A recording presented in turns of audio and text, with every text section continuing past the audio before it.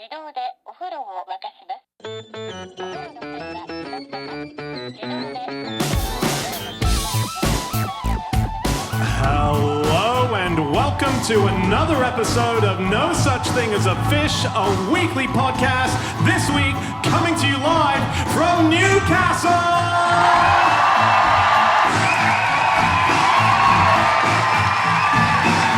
My name is Dan Schreiber. I am sitting here with Anna Tashinsky, Andrew Hunter-Murray, and James Harkin. And once again, we have gathered around the microphones with our 4 favorite facts from the last 7 days. And in no particular order, here we go. Starting with fact number 1, and that is my fact. My fact this week is that Harry Houdini's dog was a professional escape artist. Did they call him Harry Houdini? Brilliant. Oh, nice. Very nice. They should have. No, they called him Bobby. And Bobby was Harry Houdini's dog, a.k.a. the only handcuffed king dog in the world. And Bobby headlined the 14th Annual Society of American Magicians dinner. This is an annual thing that they had. Harry Houdini was the president at the time. And he taught Bobby to be an escape artist. So he made him little tiny handcuffs that would go around his wrist. Imagine if you were the second on the bill to that dog. You've been invited to the Society of American Magicians. This is your big chance. Yeah. And you have to warm up for a fucking dog. Yeah. Exactly. It's so funny. But he could do, I mean, it wasn't just the handcuffs. He also had a little tiny straitjacket that was made for him that he could escape from. It sounds like an incredible act. Apparently, I mean, according to Houdini, he said he was a doggone hit from the evening. Yeah, he wasn't known for his jokes. Come on, don't give him shit for that. He did that and he didn't go for Houdini? Come on. Oh my goodness. But yeah, so he loved pets generally. He had a lot of pets. He had a talking parrot called Laura. He had a pet turtle called Petey. He had an American eagle called Abraham Lincoln. And my favorite one is that he had a lot of parrots. He had one called Pat Houdini, and he taught this parrot how to pick locks. And Pat, after Houdini died, according to the story, Bess, his wife, was living in the house with Pat.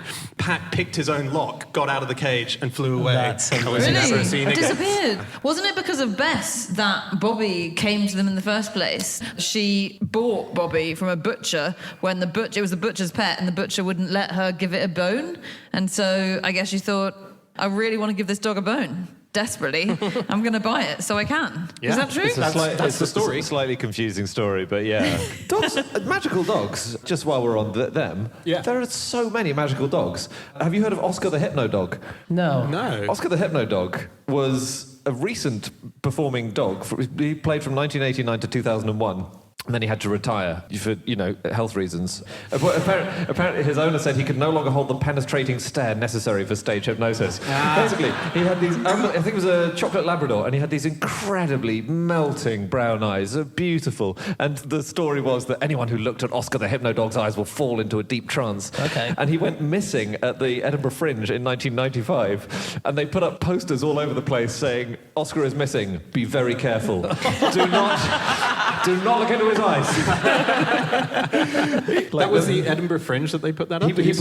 Oscar performed all over. And can you imagine a worse time in the world to put up missing posters than at the Edinburgh Fringe? Can you take one of these? No, thank you. I'm all right. Take one of these. But he was just allowed to wander around the audience, Oscar. And there is his owner was the hypnotist, obviously. His owner was called Hugh Lennon and was a brilliant hypnotist. But there is an account that Oscar was just free to walk around the aisles of the theatre in the interval and things like that. And he saw a man eating some crisps. And being a dog, obviously he wants some crisps. So he just sat and stared at the man, hoping for some crisps. And then the man crumpled over in his chair in a deep catatonic hypnotic trance. Wow. Cool. Crumpled like his very crisp packet. Yeah, sort of dogs doing cool tricks goes back such a long way. It seems like as soon as man decided to befriend the dog, we started making them do weird stuff. It was really like the 14th century, the Middle East in the 14th century. In the marketplace, there'd be merchants who'd train their dogs to put on proper plays and stuff, dramatic performances, and they'd dress them up and they'd act out parts. I read a thing that in the 6th century, so, 1,500 years ago, there was a Byzantine chronicler who said there was a showman who his show was bringing his dog to the marketplace, and the dog would collect rings from audience members. I guess you handed over your wedding ring or whatever and cross your fingers, and then he'd bury them, and then he'd have the dog dig up all the rings and return them to the correct person. Oh, wow. Impressive. In 1670, Philip, the Duke of Orleans in Paris, he possessed a dog who knew how to sort books alphabetically by author. Cool. Apparently. So what do you think there is to the level of truth that these dogs were, I don't think psychically, but were learning to do well, with here's things? one. Here's a famous one that we do know how they did it. Yeah. So there was a famous dog genius in the 1820s called Manito. And they could spell, they could play cards, they could play dominoes, they could do maths. With the maths, it would be, what's 2 plus 3?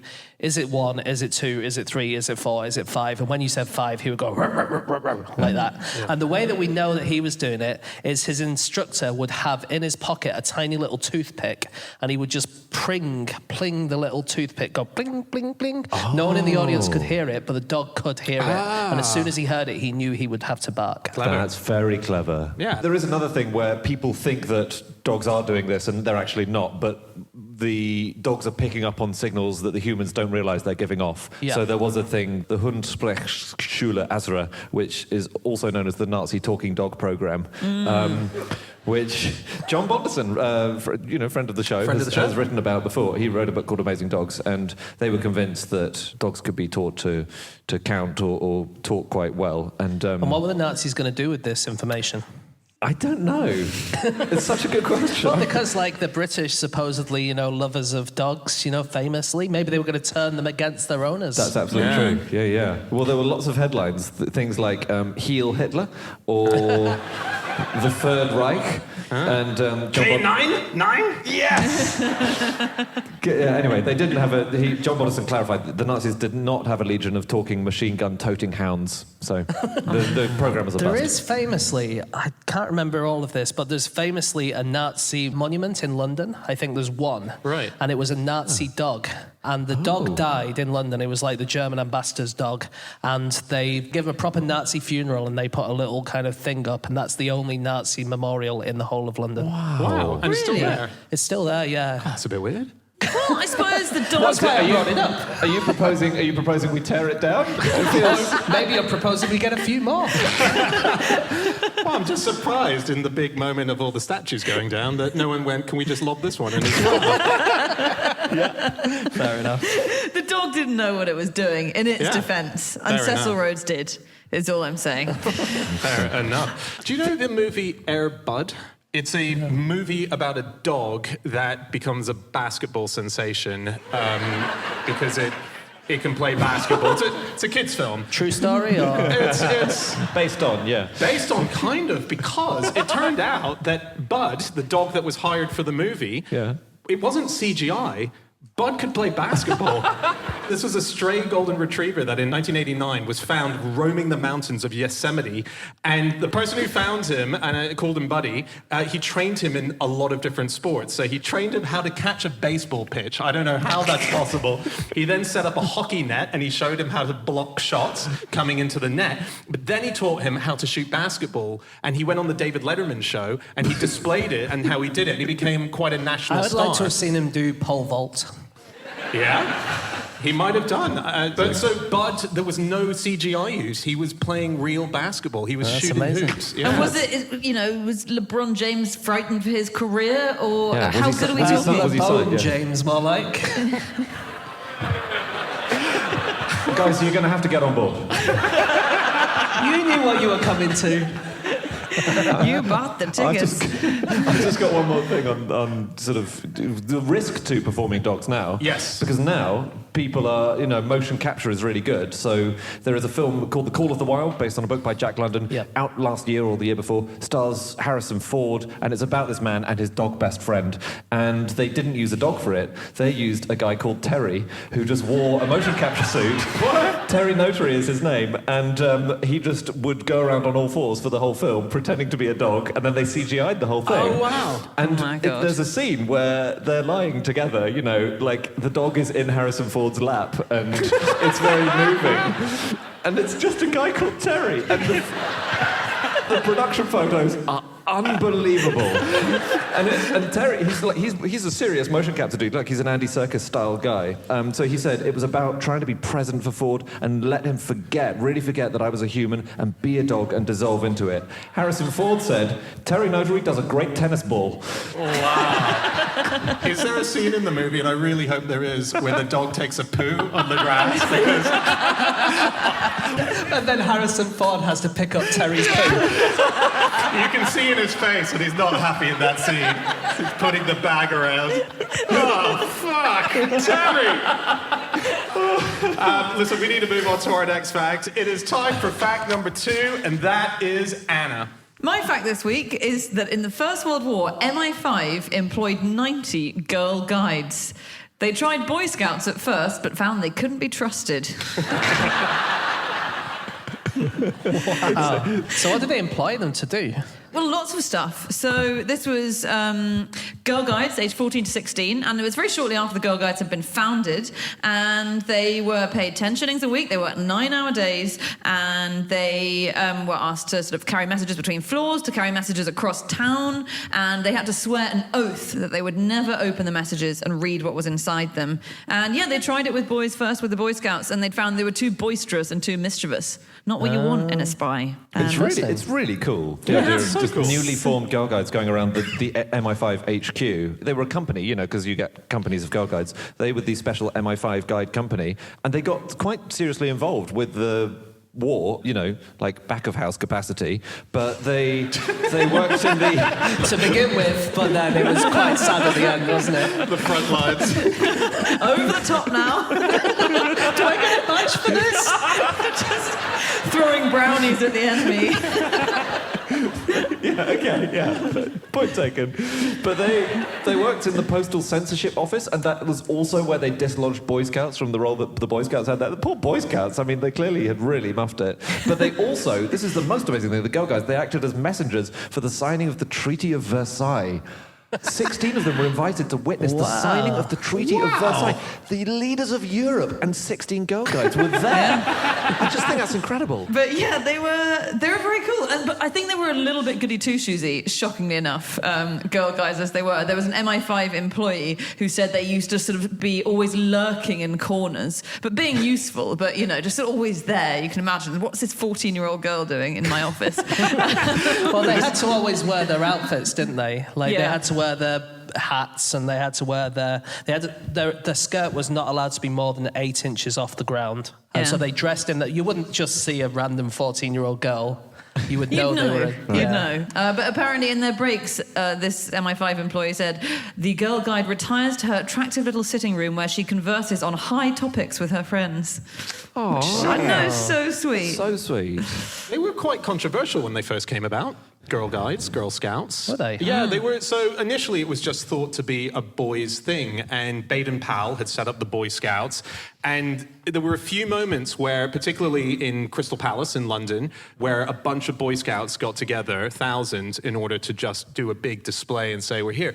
And completely unsanctioned, these girls came along dressed up in the Boy Scout costume at the time, because there were no Girl Scouts. Yeah, and declared themselves to be Girl Scouts. And Baden-Powell suddenly was like, hang on a second, this might be a thing. He just assumed, because any time that they were trying to do it, the reviews, they got reviews, were bad. They were saying, there were complaints saying that there were mannish girls and girls not being peaceful if they were in a uniform. They were worried that it was going to start this whole new different thing. And so they were really against it. And the girls said, no, screw you, Yeah, we're they're doing very plucky. It was led by a team of, I think, 6 or 7 girls. And this was a huge march. It was the first Boy Scouts march, 1909. The Boy Scouts had just been founded. 11,000 boys.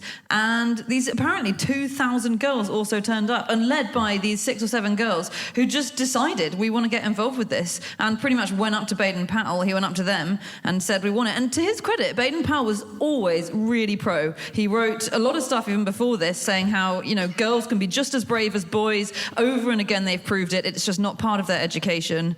And within about a week, 6,000 Girl Guides had registered, hadn't they? Well, he thought at first he might just let the girls into the Boy Scouts and it would just be the Scouts. But then in the end, he decided they would do the Girl Guides instead. One of the reasons that they did that is because he was always worried about something that he called girlitis. And that was whenever his Boy Scouts got to a certain age, they started not being very interested in setting fires. Oh, dear. Yeah. Wow. It's a legitimate concern. Yes, Let's fair. face It's it. Yeah. Wow. Gosh. Is it? Yeah. So...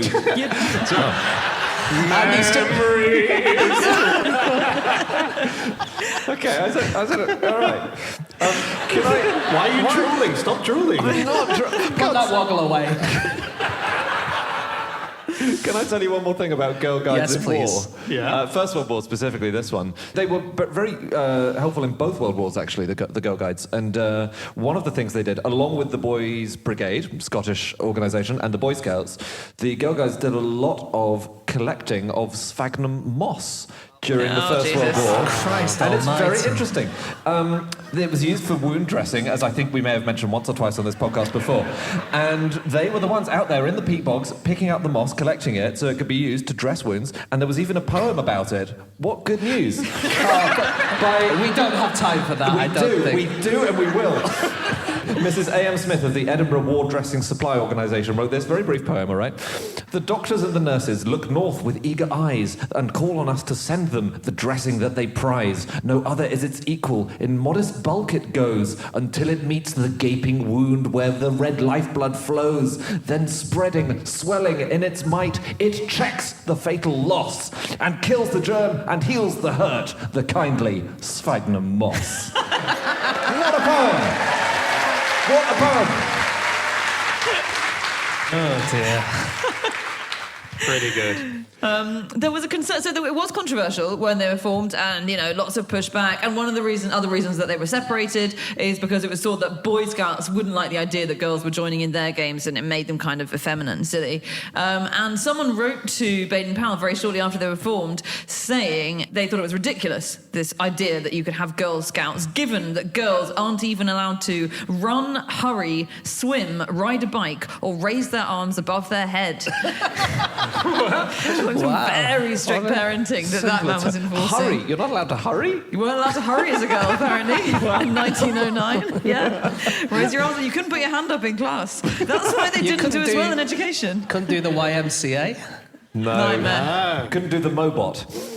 Although that wouldn't become a problem for another 100 years, so it's probably fine. Yeah. I don't think the YMCA dance was much of an issue in 1909 either. Well, another dance actually got them into trouble. They always seem to, like when you read in the news, it always seems that Girl Scouts are somehow involved in some weird controversy. So 1996, the American Society of Composers, Authors and Publishers threatened to sue them over royalties for songs that members would sing during campfires.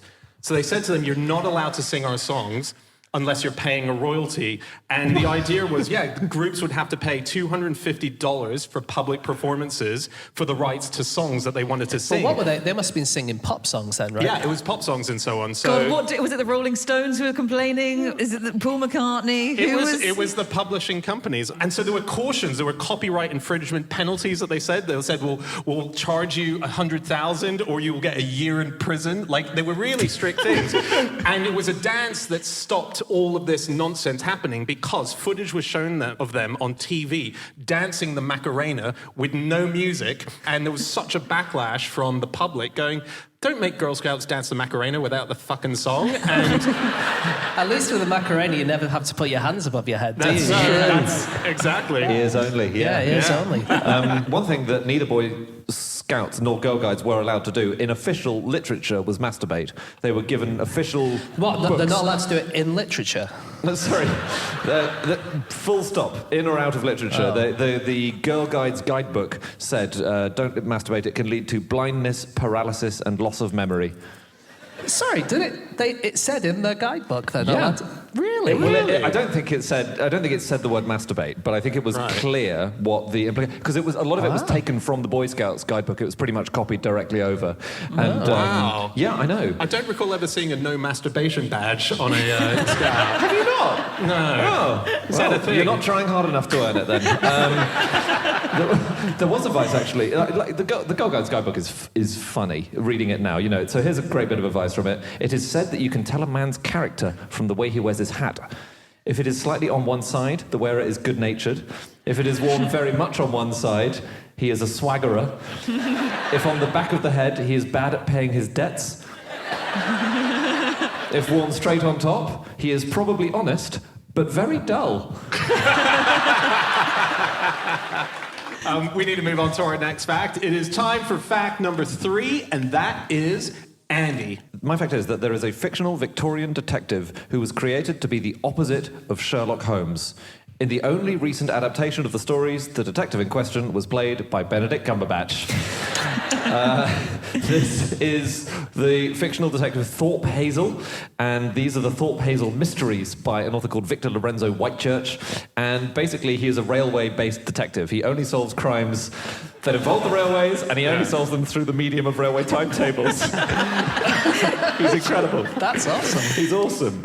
He's a vegetarian railway detective. certainly is. That's very important in the description. Yeah, and I'm very proud to say I have a copy here of Stories of the Railway by Victor Lorenzo Whitechurch.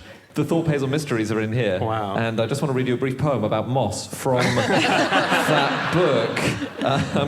No, it's basically, he's a book collector and a railway enthusiast, and it's always his knowledge of train timetables that saves the day.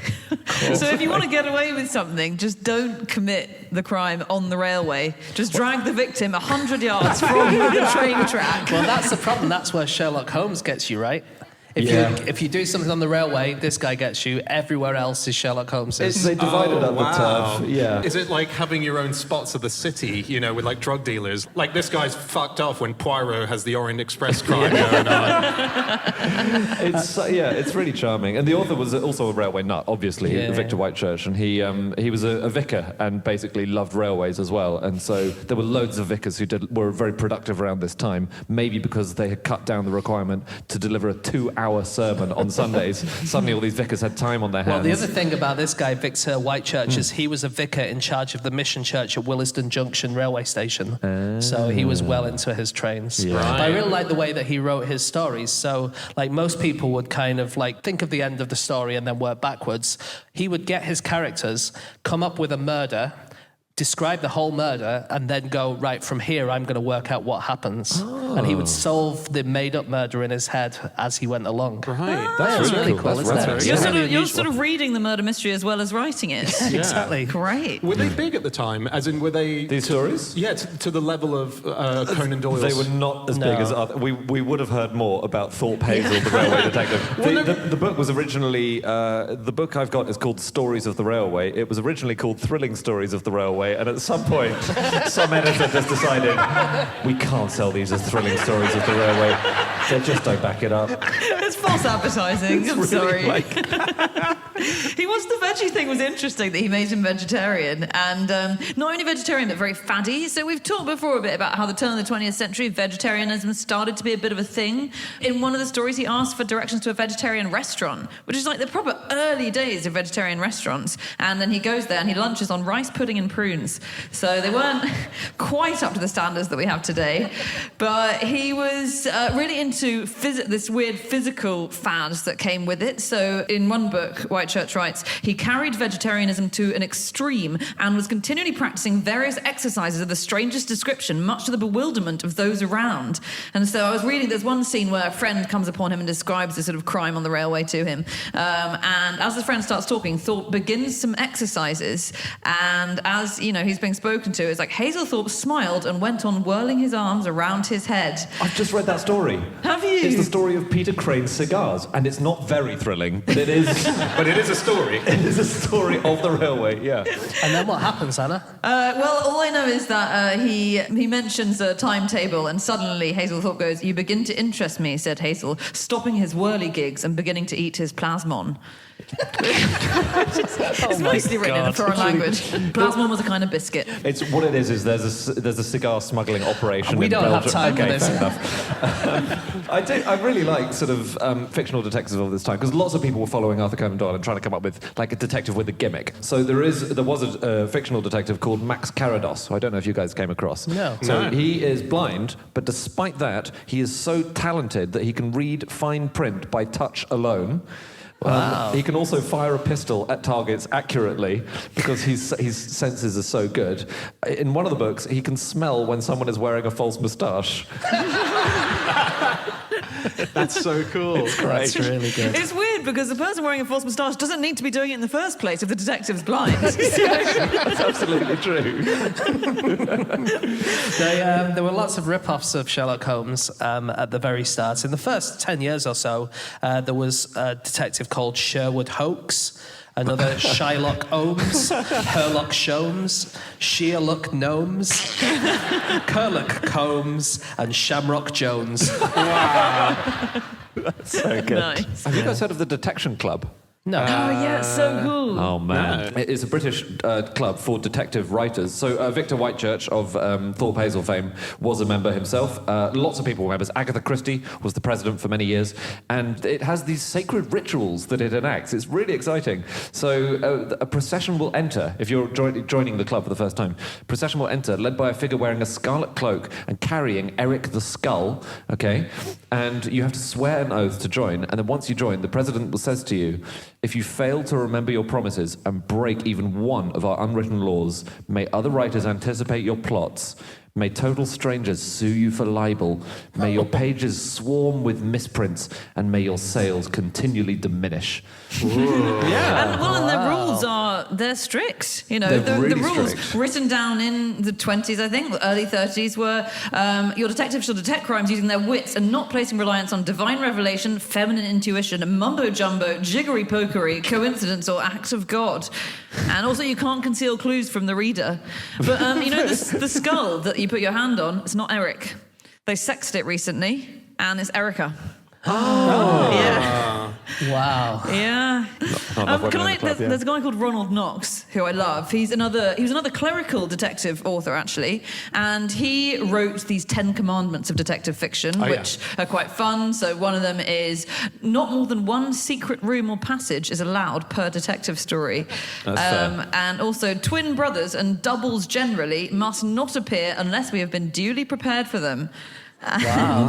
Anyway, good, he yeah. did this really cool thing, Ronald Knox, as well as being the detective author. 1926, he interrupted all broadcasts on the one radio channel on the BBC, basically to announce that there was a riot in London. It was a spoof. People didn't realise it was a spoof. And it was bloody terrifying. So it contained, he said things like, the crowd has now passed along Whitehall and, at the suggestion of Mr. Popplebury, Secretary of the National Movement for Abolishing Theatre Queues, is preparing to demolish the Houses of Parliament with trench mortars. The clock tower has just fallen to the ground along with Big Ben. The noise you just heard was the Savoy being blown up.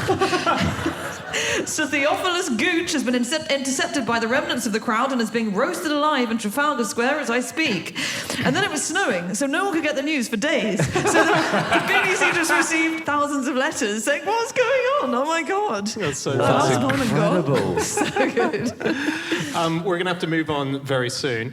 I just want to quickly mention, there's a thing that we wrote about in the book of the year, which was, do you remember there's that story that Benedict Cumberbatch, he was in an Uber with his wife, and suddenly he saw a robbery that was happening outside on the road. It was a Deliveroo driver who was being attacked by some 4 muggers who were trying to get to him.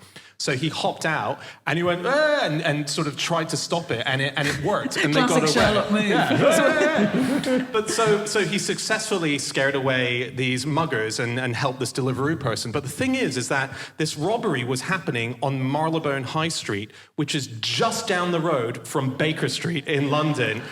Can you imagine the robbers as they turned around to see Sherlock Holmes right next to where he should be, looking around at them?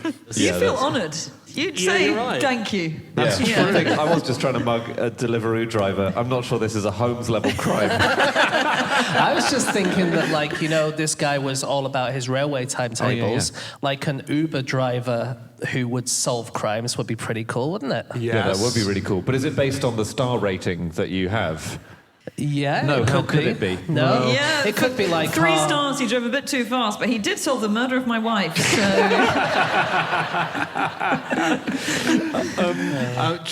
One tiny thing, Yeah. which P.D. James, brilliant, brilliant crime author, died only a few years ago. She was once doing a signing, and an Australian woman came to the front of the queue, said her name was Emma Chiswick, right? P.D. James signed the book to Emma Chiswick, only to realise this Australian woman had been asking how much the book cost. Emma Chiswick. Emma Emma Chiswick. Chiswick.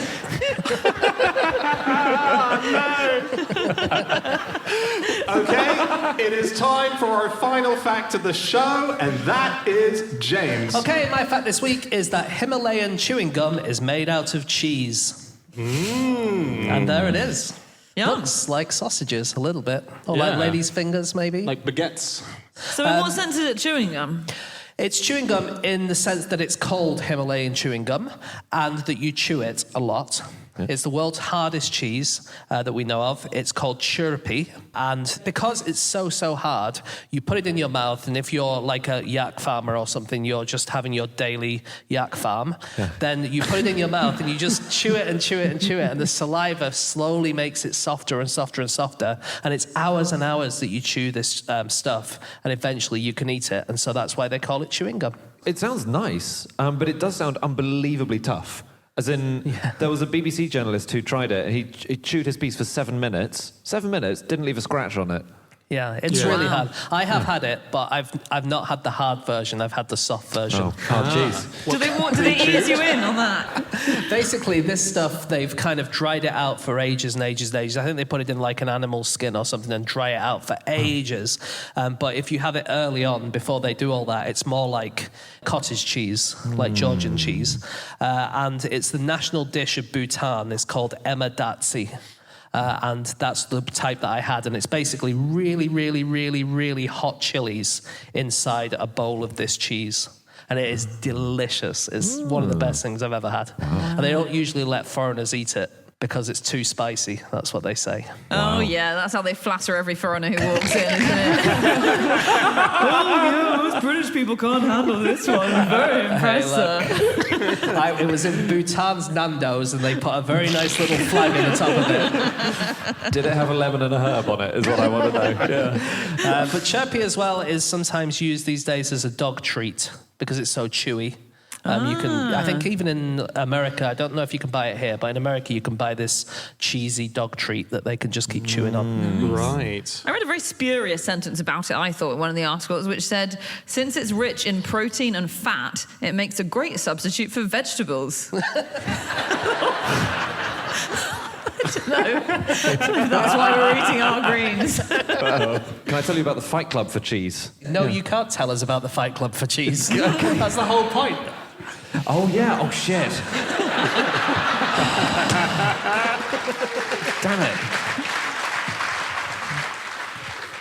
Yeah, it's the Cheesemonger International, which happens in the USA, and it's this was a description in the FT. It involves 50 young cheesemongers pitting their skills against each other in a frenetic battle of curd nerdery.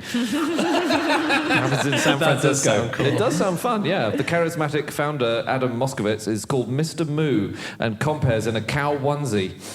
Oh, wow. Okay, a bit less cool now. That's cool. I wonder who's called him the charismatic founder. Sounds like something on his own website. Yeah. Him and his onesie at the top. You know burrata, the like more delicious version of mozzarella? Yep. I didn't really know what that was, but it came about as a way of using up leftovers. And the way they did it, this is in the 1930s. It's in Apulia, is the only place you can make it. Cream would be scraped off the top of milk, and it was usually chucked away. And instead, they mixed it with stretched mozzarella curds to make that really creamy, soupy inside. And then they blew mozzarella into a bubble. So they got mozzarella and they blew like a bubble gum bubble, and then they stuffed this cream inside, and this was just to preserve it. So this meant that when you had like a day's journey to get to market, then this apparently insulated it from the heat of the sun and meant that the cream and cheese didn't go off inside. So when you prod that open, but I just love that they blew into it like a little, you know, Yeah, it's incredible. Yeah. bubble. like a bubble. Don't know if I've made that clear. Liquid soupy stuff from cheese. This is an interesting new innovation that's happening around the world, and I wonder if it's going to take off. In Wisconsin, they've been doing this. So they make a lot of cheese there, and they have a lot of master cheese makers there as well. So as a result of having a lot of cheese, they have a lot of excess brine that they need to get rid of. Yeah. And what they do is they liquefy it, and they pour it on the side of the roads during winter in place of salt. And it works way better than salt does. It's great for them because they're getting rid of a lot of waste and they're using it really Does efficiently. it not make the entire state smell of It cheese? stinks like shit. Yeah, I think a lot of Wisconsin smells of cheese already, to be fair. I've been to... Oh, yeah, okay. But what's really interesting is, A, it's just a great way of just recycling the materials in a good way, but also this typical salt they would use on roads, that would freeze at 6 below zero, whereas cheese doesn't freeze until 21 below zero. So it's actually even just useful in the sense that the colder it gets, it's still useful. But that's why you never get cheese ice cream. Tragically, isn't really? it? Yeah, no. So there was a big story in Germany last year, and that was that someone was living above a cheese shop, and she was very, very upset because her house smelled of cheese all the time. She said the smell of cheese was coming through her electrical sockets, and it went to court. Because she said that they should just stop selling cheese all the time. Basically, and she was like putting signs up saying, this place stinks of cheese. I mean, it's a fucking cheese shop. But she was putting that. He said that she had been hiding cheese behind a fuse box to frame him. Anyway, so they found in favour of the cheese seller. Yeah. But he's decided, okay, I want to be a good neighbour, so I'm going to move away anyway. But because of this story, no one will let him move into their shop anymore. And he's stuck in the place, and she's stuck living above him. Oh, no. My God. Isn't that bad? Will you rehome Mr. Stinky Cheese Seller? We've got to wrap up in a sec, guys. Anything before we do? St. Hildegard of Bingen, who was a friend of the podcast, mystic from the 12th century. She always thought that all cheese should be dried. She really liked her cheese. But she also thought that cheese was, like cheese making, was how children was made. So she wrote that at first the semen inside the woman is milky, then it coagulates, then it becomes flesh, and then it becomes the body. So is cheese just halfway to becoming a human? Is that what she's saying? I guess it's what she's saying, Terrifying. Wow, she was a wise woman, but she did get some things wrong, didn't she, Hildegard? Her restaurant was a disaster. But there was a guy called Tertullian who was a father from the 2nd and 3rd century. He was like a priest, and he thought that the birth of Jesus was a bit like this. So Jesus had been born in a kind of cheesy way. So like away, yeah. So like the curds away in a manger. Away in a manger. Yeah. So the curds like cheese. The curds like a cheese. Jesus had grown into his shape, and then he kind of got kicked out of the church because of this crazy stuff that he believed. That's harsh. Well, he went to another sect called the Montanists, and he kind of became really big in the Montanists, and they decided that as well as bread and wine and Holy Communion, you could also have a little bit of cheese with your wafer. Look, we need to wrap up, I'm afraid. Okay, that is it. That is all of our facts. Thank you so much for listening. If you'd like to get in contact with any of us about the things we've said over the course of this podcast, we can be found on our Twitter accounts. I'm on @Schreiberland. Andy. At Andrew Hunter M. James. At James Harkin. And Anna. You can email podcast@qi.com. Yeah, or you can go to our group account, which is @NoSuchThing, or you can go to our website, nosuchthingasafish.com. All of our previous episodes are up there. Thank you so much, Newcastle, for being here tonight. That was absolutely awesome. Really appreciate it. We'll see you again next time.